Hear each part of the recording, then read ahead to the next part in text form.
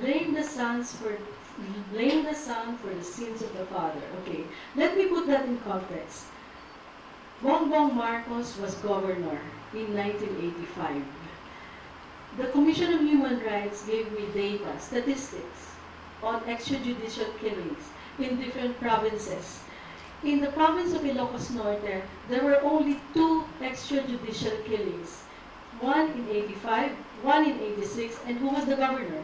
He was. The governor is in charge of peace and order. So, did he not know? I mean, he was the governor. Another thing that struck me, there is a perception that Bongbong Marcos was too young to know all these things. For heaven's sake, Bongbong Marcos was older or as young as the people who were tortured and who were killed. You know, one rape victim was 16 years old, raped and made into like a comfort woman.